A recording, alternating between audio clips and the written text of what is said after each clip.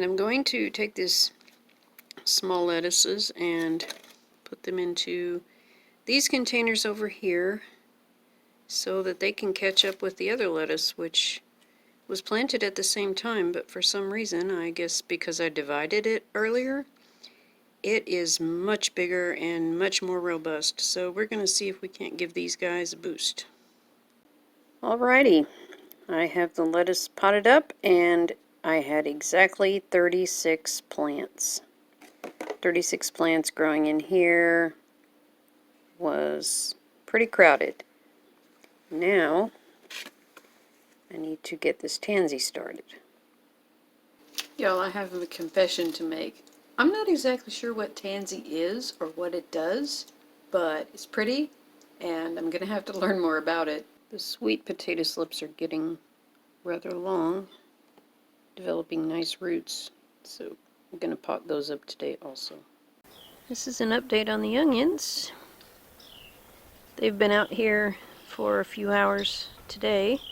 Since it got back above freezing, I'm leaving them out here for a little bit longer each time during that period so that they can get acclimated, because here in just a few days they really need to get put into the garden beds, not only because they're getting too big, but also because I need this space in the greenhouse for other things. These are the Brussels sprouts that I potted up a few videos ago, and they're getting strong, and the wind is helping them do that. They seem to not mind being out here in the cold at all. Here's the lettuce. This lettuce was also potted up a few videos ago, and there's a world of difference between this lettuce and what I potted up before. You can see how big these leaves are compared to the other ones that I just showed you earlier. And they were all planted right about the same time, so that's an interesting development, and I will never again doubt the power of the potting up. These are leeks that I potted up the other day, and though they might not look like a whole lot right now, they are growing. They're also getting used to the wind. And all of those are a little dry, having been out here in the wind, so when I bring them in, I'll have to give them a good water. Maybe put a little fertilizer in there. I haven't done anything with this bed since the last time I did video on it, when I was putting down the landscape fabric and checking things out. One of the problems I have is I need to find a way to raise the row cover so that I can get these onion youngins and the other plants out here and not worry too much about them freezing to death, because even though the temperatures are fairly mild right now, we do still have several freezes to come. I've been piling some leaves in there, and that's the bed that I prepared in the last video, and I think that's where the peas will go. I originally mapped them to go here in this bed, but as you can see, it's occupied. I felt bad because I didn't get the row cover put back on, but these plants actually don't look too bad. Here's a radish, some carrots, radishes over there. Here's a turnip. It's actually making a root now. I'm really hoping that a few warm days will have these guys sprouting up and growing quickly so that I can harvest the ones that are nearly there, like the radishes. Here's my grocery store garlic. These stalks are fair size. I'm really not sure how much longer they will need to grow before I can harvest them, but they are getting rather sturdy and stocky, and the leaves look good in spite of having been frozen several times. More carrots, and the one lone strawberry survivor, it looks like. There may be another one over there in the other corner, but these are going to have to be moved into a dedicated bed just for them. I had planted them back over there last spring, and they did not do well at all, so I'm still working out where the strawberries are going to live. Pretty sure that's a turnip. Oh yeah, look at that. We'll just put that guy back down in there a little bit. There's those onion sprouts that I showed you before. There's a tiny radish. Another tiny radish.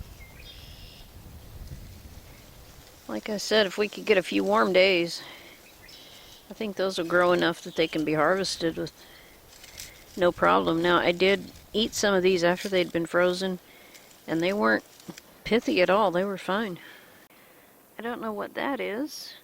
It looks familiar, but I am still learning about the wild plants here too, because it's been so long since I lived here.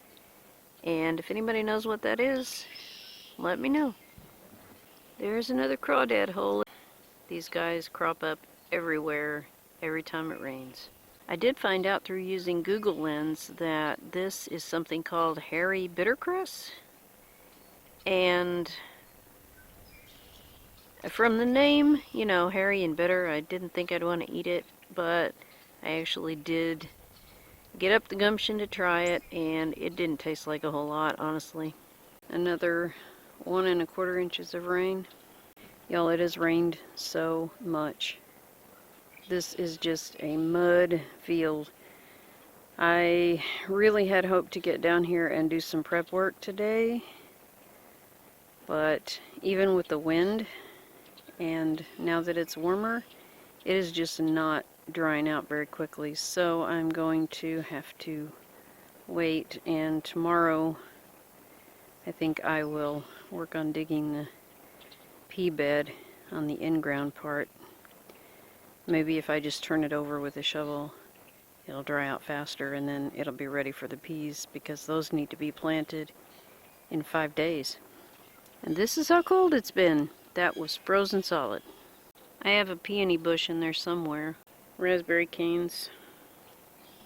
Not showing any signs of life, but they're still nice and supple, so hopefully those will be budding pretty soon. Here's the lemon balm. It's looking pretty grim right now. However, I do expect it'll come back out, so I'll just have to wait and see what it does.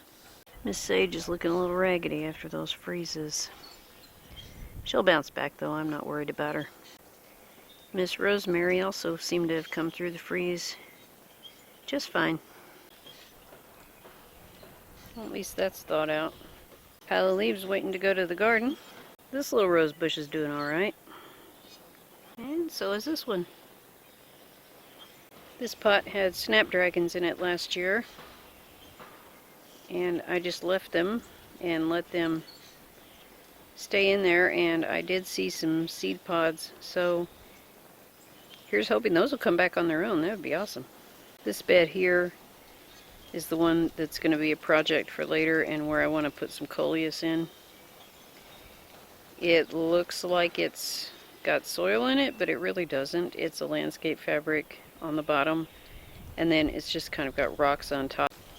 So it's really, really shallow, and I'm going to have to get in here, take those rocks out, take up that landscape fabric, and dig up the dirt a little bit. Take a look at Miss Lavender. She's just coming through the winter. Doesn't act like it bothers her at all. Frozen mud. This is what we've been dealing with all week. I really don't know about these mums. Guess we'll find out in a few weeks if they're going to come back out or not. Okay, it's Sunday, February 16th, and you can see that all of my youngins have come outside. Leeks, onions of various forms, got red onions, green onions, and white onions in there. Lettuce and Brussels sprouts. There's the lettuce that I just potted up compared to the same lettuce that was potted up a couple of weeks ago, and there is a huge difference there. Chard, the perpetual spinach, the cress and the endive, and for some reason that one side is not sprouting, and I don't know why. There are the poppies.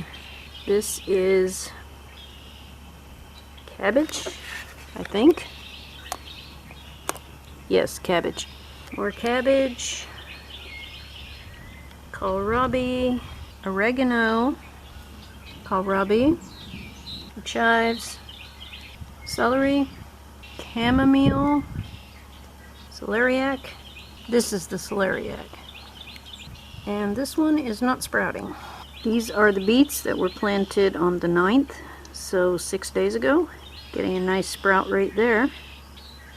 I'm wrapping up this week's video with just a couple of weather notes. It is still incredibly muddy in the garden, so I have not gotten anything else done since I dug up the pea bed, and I will post that video next. It's not quite above freezing yet this morning, so the baby plants are not outside, they're still inside, but yesterday was a decent day temperature-wise, and the little beets look like they had a really good time because they are standing up straight and healthy and leafing out nicely. So they'll be going in the ground in a couple of weeks too. And that's it for this week. So I hope everyone has a good day, a good week, and I'll see you next time.